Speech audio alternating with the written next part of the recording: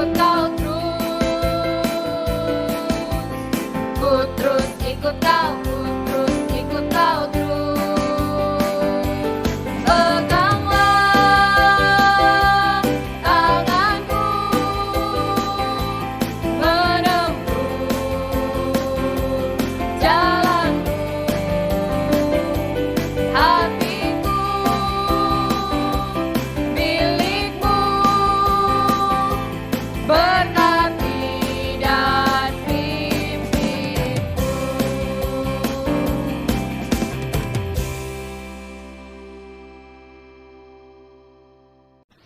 Halo adik-adik, puji Tuhan kita bisa kembali berjumpa melalui video kali ini. Semoga adik-adik tetap sehat dan sukacita. Sebelum mendengarkan firman Tuhan, mari lipat tangan, tutup mata, dan mari kita berdoa. Tuhan Yesus, terima kasih Tuhan, karena Engkau masih setia menjaga dan melindungi kami sampai saat ini. Saat ini kami akan mendengarkan firman-Mu. Jauhkan kami dari gangguan si jahat. Biarlah kami bisa fokus, mengerti, dan menerima firman-Mu dalam hati kami. Dalam nama-Mu, kami berdoa dan mengucap syukur. Haleluya, amin. Judul cerita kakak pada hari ini adalah Tuhan Yesusku berkuasa atas segala penyakit.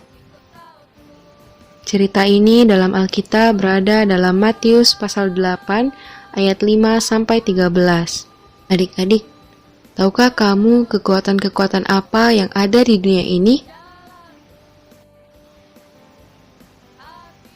Ya, ada banyak kekuatan, tetapi hanya ada satu yang berkuasa. Tahukah kamu siapakah yang berkuasa atas segala sesuatu? Ya, Tuhan Yesus. Apakah Tuhan Yesus punya kuasa menyembuhkan penyakit? Ya, Dia berkuasa. Di Kapernaum ada seorang perwira yang datang kepada Tuhan Yesus dan memohon kepadanya. Tuhan, hambaku terbaring di rumah karena sakit lumpuh dan ia sangat menderita. Tuhan Yesus berkata kepadanya, Aku akan menyembuhkannya. kalau kamu jadi perwira itu dan mendengar jawaban Tuhan Yesus, apa yang akan kamu lakukan? Perwira itu menjawab, Tuhan, aku tidak layak menerima Tuhan dalam rumahku. Katakan saja sepatah kata, maka hambaku itu akan sembuh. Sebab aku sendiri seorang bawahan, dan di bawahku ada pula prajurit. Jika aku berkata kepada salah seorang prajurit itu pergi, maka ia pergi, dan kepada seorang lagi datang, maka ia datang.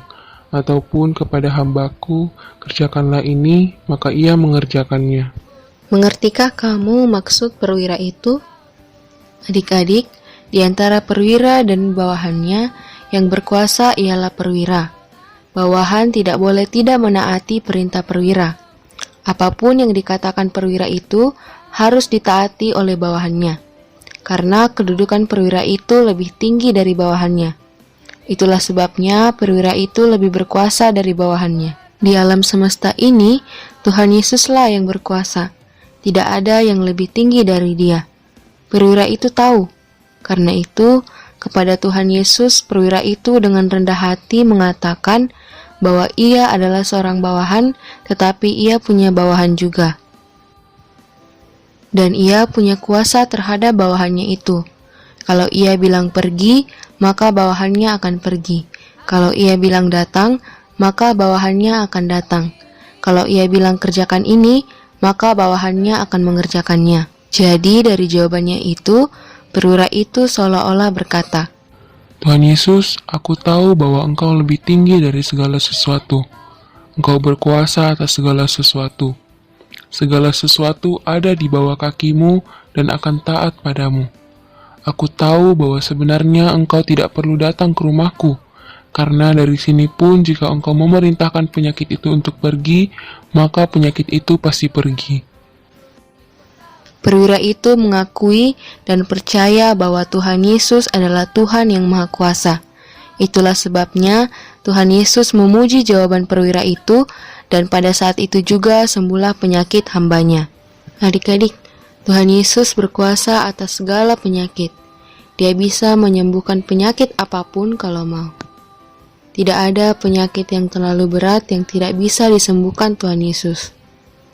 Karena itu saat sakit, berdoalah. Jika Tuhan mau kamu sembuh, kamu pasti sembuh. Tetapi jika kamu tidak sembuh, berarti Tuhan memang ingin kamu belajar pelajaran rohani dari penyakit itu. Mungkin Tuhan ingin agar kamu menjadi lebih dekat dengan Tuhan karena penyakit itu, atau mungkin Tuhan ingin menyadarkan kamu akan sesuatu, atau juga Tuhan ingin menyatakan kemuliaan-Nya melalui penyakit itu. Karena itu, entah kamu tetap sakit atau menjadi sembuh, semuanya sesuai dengan rencana Tuhan atas dirimu. Jadi, kamu harus tetap bersyukur. Ada sebuah kisah dari seorang petenis kulit hitam dari Amerika yang bernama Arthur Ashe. Ia memenangkan 3 gelar juara Grand Slam, yaitu America Open, Australia Open, dan Wimbledon. Ia menjadi sangat kaya dan sangat terkenal. Pada tahun 1979, ia terkena serangan jantung yang mengharuskannya menjalani operasi. Menurutmu, bisakah ia sembuh? Ia ditangani oleh dokter yang handal di rumah sakit yang terpilih, dan ia punya uang untuk membeli obat apapun yang disarankan oleh dokter. Ia juga berdoa kepada Tuhan. Setelah 2 kali operasi, seharusnya ia sembuh total. Tetapi bukannya sembuh, ia malah harus menghadapi kenyataan pahit. Ia terinfeksi HIV melalui transfusi darah yang ia terima. Seorang penggemarnya menulis surat kepadanya. Mengapa Tuhan membiarkanmu terjangkit penyakit itu? Ashe menjawab, Di dunia ini ada 50 juta anak yang ingin bermain tenis. Tapi hanya 5 juta orang yang bisa belajar bermain tenis. Hanya 500.000 yang bisa belajar menjadi pemain tenis profesional. Hanya 50.000 yang bisa datang ke arena untuk bertanding. Hanya 5.000 yang bisa mencapai turnamen Grand Slam. Hanya 50 orang yang berhasil sampai ke Wimbledon. Hanya 4 orang yang bisa mencapai semifinal. Dan hanya 2 orang yang bisa berlaga di final. Dan ketika saya mengangkat trofi Wimbledon, saya tidak pernah bertanya kepada Tuhan mengapa saya.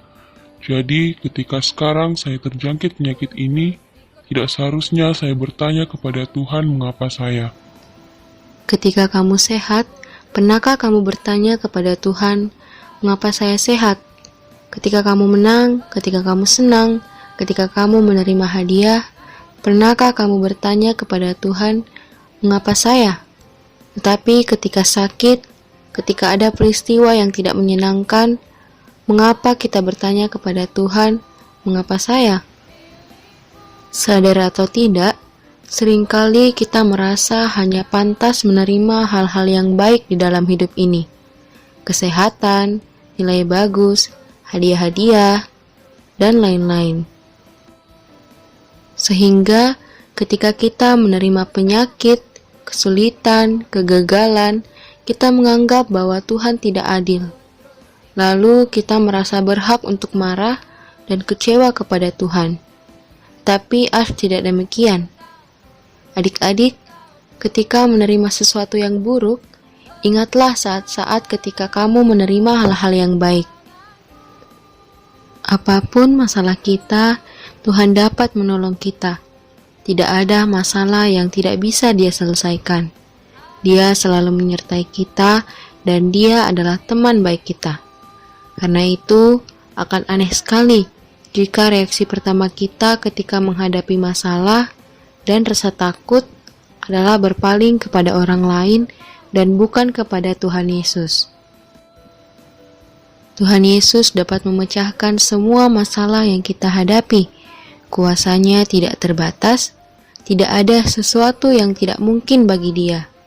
Jadi, kita tidak perlu takut dan kita harus berpaling kepadanya.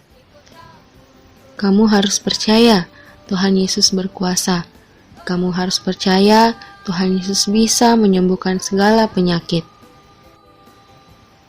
Iblis memang selalu menyuntikkan pikiran-pikiran jahat yang membuat kamu ragu-ragu terhadap kuasa Tuhan. Tapi hari ini, saat ini, marilah kita berdoa agar Tuhan membuat kita mengenal kuasa-Nya seperti perwira itu. Mari lipat tangan dan tutup mata, dan kita berdoa. Tuhan Yesus, terima kasih untuk firman-Mu hari ini. Kami percaya Engkau adalah Tuhan yang berkuasa atas segala sesuatu. Ajar kami Tuhan, agar kami tetap bersyukur apapun keadaan kami. Tuhan Yesus, kami cinta padamu. Amin.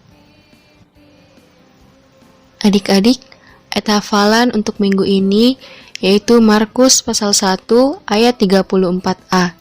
Sampai jumpa di video berikutnya. Tuhan Yesus memberkati. Saya mau membaca ayat hafalan Matius pasal 4 ayat 4. Tetapi Yesus menjawab, ada tertulis, manusia hidup bukan dari roti saja, tapi dari setiap firman yang keluar dari mulut Allah. Haleluya, puji Tuhan. Matius pasal 4 ayat 4. Tetapi Yesus menjawab, manusia hidup bukan dari roti saja, tapi dari setiap firman yang keluar dari mulut Allah. Matius pasal 4 ayat 4. Tetapi Yesus menjawab, ada tertulis, manusia hidup bukan dari roti saja, tetapi dari setiap firman yang keluar dari mulut Allah. Amin. Saya akan menghafal 1 Yohanes 5 ayat 21. Anak-anakku, waspadalah terhadap segala berhala. Terima kasih. Keluaran 20 ayat 4a sampai 5a. Janganlah membuat bagimu patung yang menyerupai apapun, dan jangan sujud menyembah kepadanya atau beribadah kepadanya. Amin.